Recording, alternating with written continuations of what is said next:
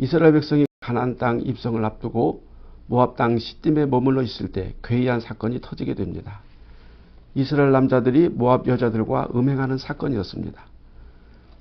시딤이라고 하는 단어의 뜻은 아카시아 나무인데, 시딤에는 아라비아 사막에서는 거의 자라지 않는 아카시아 나무가 아주 많았으며 성막의 재료로 쓰이기도 했습니다.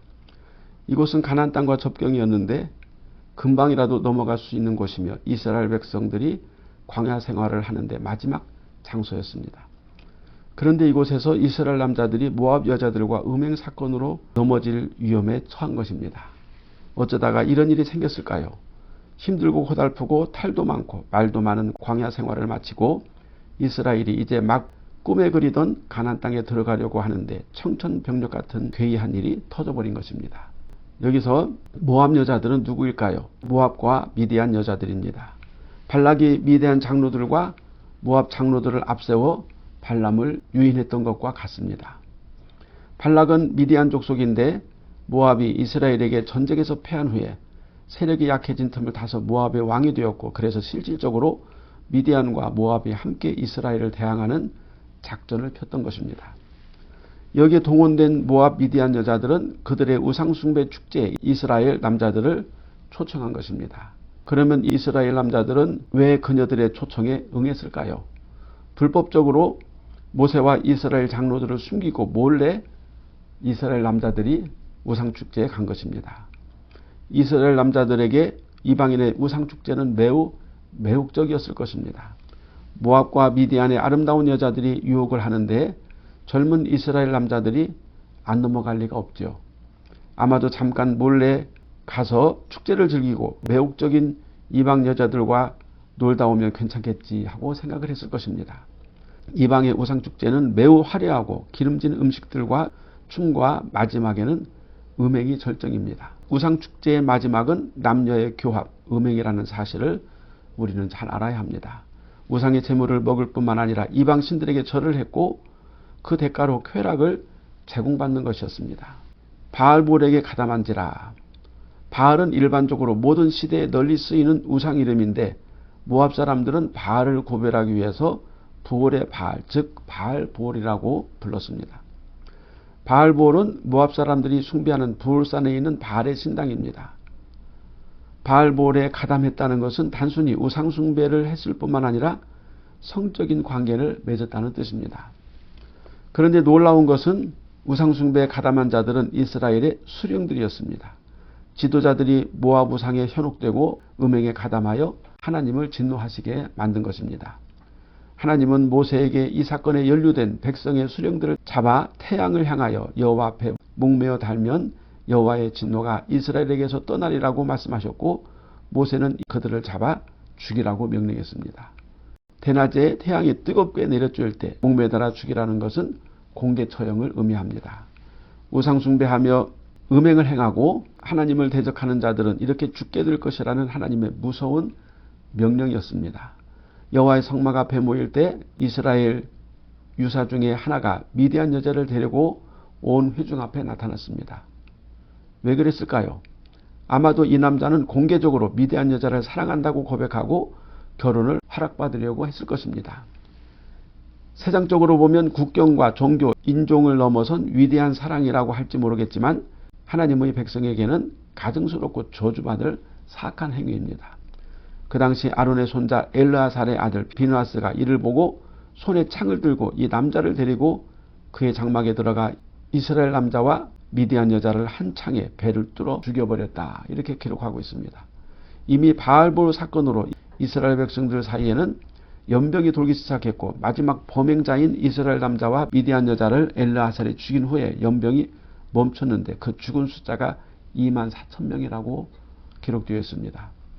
이스라엘 남자는 시므리로 시므온 지파의 자손이며 미디안 여자는 수르의 딸 고스비였습니다. 고스비라고 하는 이름의 뜻은 가짜, 거짓, 그릇된이라는 뜻이며 요나단의 탈굼에 보면 그녀는 발락의 딸이며 미디안에 거주하고 있다고 기록하고 있습니다. 결국 발락이 발람의 사술로도 이스라엘을 저주할 수 없게 되자 자신의 고향인 미디안 여자들의 미인계를 사용하여 이스라엘 유사들이 우상숭배와 음행의 죄를 저질러 하나님의 저주를 받게 하려고 했던 것입니다. 발락은 이스라엘이 하나님의 저주를 받기 위해서는 하나님이 가장 싫어하시는 우상숭배와 간음을 저지르는 일이라고 믿었던 것입니다. 미디안을 대적하여 치라. 모압과 미디안 여자의 음행 사건은 모압의 왕 발락의 계략임을 하나님이 아시고 미디안을 치라고 명하셨습니다. 고스비 사건을 음모한 자는 발락이며 발락의 고향이 미디안이기 때문입니다. 모세는 고스비 사건으로 혼란에 빠진 이스라엘 백성들을 다시 재정비하고 레위인의 제사 제도를 온전히 세우고 절기와 성회의 언약을 공포하고 민수기 31장에서는 하나님의 마지막 명령을 수행합니다. 모세는 이스라엘의 전열을 세우고 제사장 비나스에게 언약궤와 나팔을 들려서 미디안과의 성전을 수행하도록 했습니다. 모세는 하나님의 명령대로 미디안을 쳐서 남자는 다 죽였고 미디안의 5 왕을 죽였는데 미디안의 왕들은 에위와 레겜과 수르와 후르와 레바이며 또 부올의 아들 발람, 거짓 선지자 발람은 칼로 죽였습니다. 또한 미디안 부녀들과 그들의 아이들을 사로잡았고 그들의 가축과 양떼와 재물을 다 탈취하여 그들이 거처하는 성읍들과 촌락을 다 불사르고 탈취한 것, 사람과 짐승을 빼앗았습니다. 미디안 남자는 다 죽이고 남자와 동침하여 사내를 아는 여자도 다 죽이고 남자와 동침하지 아니하여 사내를 알지 못하는 여자들은 다 이스라엘 남자들을 위하여 살려두라고 모세가 명령했습니다. 여호와의 거룩한 전쟁이지만 얼마나 잔인하고 잔혹한 전쟁입니까? 남자 성인들, 남자 아이들, 남자와 동침한 여자들은 무참히 이스라엘 군대의 칼에 죽임을 당했습니다. 우리는 이것을 영적으로 해석해야 합니다. 지금 이 시대에 이교도들을 이렇게 무참히 죽이라는 하나님의 명령이 아닙니다. 골로새서 3장 5절에 그러므로 땅에 있는 지체를 죽이라. 곧 음란과 부정과 사욕과 악한 정욕과 탐심이니 탐심은 우상숭배니라. 영적 전쟁은 죄와 배도에 관한 모든 것을 죽이고 멸하는 전쟁입니다. 거룩함을 위한 전쟁은 결코 죄의 씨를 하나라도 남겨놓아서는 안 된다 하는 것입니다. 발람을 죽이다. 모세는 미디안 여인 고스비의 음행을 모의한 발락의 조국 미디안을 여호와의 이름으로 섬멸했습니다. 이때 함께 멸한 사람은 메소포타미아 선지자 발람이었습니다.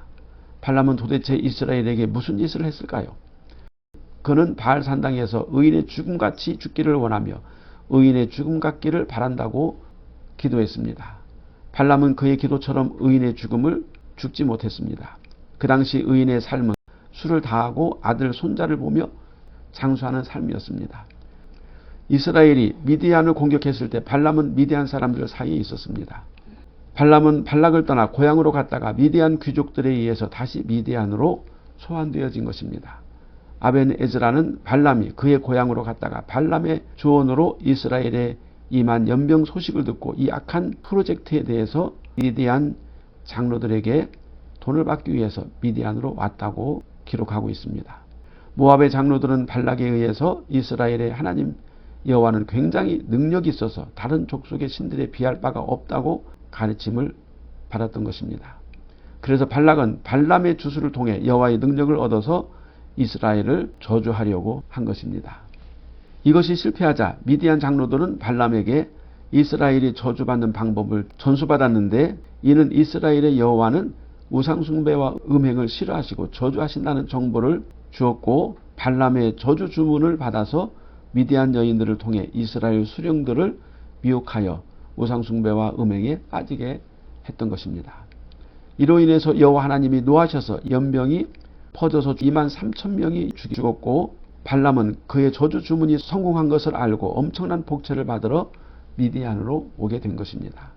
결국 이스라엘에게 우상숭배와 음행의 덫을 놓은 자는 발람이고 그는 엄청난 복채를 받기로 약조했던 것입니다. 발람은 모세 미디안 공격을 통해 그의 연수를 채우지도 못했고 받기로 한 엄청난 돈도 받지 못하고 탐욕의 선지자, 싹곤 선지자라는 오명을 쓰고 비참하게 칼에 죽임을 당하게 되었습니다. 돈을 얻기 위해서 여호와 하나님을 버렸지만 돈도 얻지 못한 배교의 선지자가 바로 발람입니다. 발람은 후대에 하나님의 백성과 그리스도인이 절대 가서는 안 되는 악인의 길로 두고두고 교훈이 되어지고 있습니다. 계시록 2장 14절에 주님은 버가모 교회를 향해서 발람의 교훈을 지키는 자들이 있다고 책망하셨습니다. 발람의 교훈이 무엇일까요? 이스라엘 백성들에게 우상숭배와 음행의 덫을 놓아 하나님이 저주를 불러오도록 하는 가르침이 바로 발람의 교훈입니다.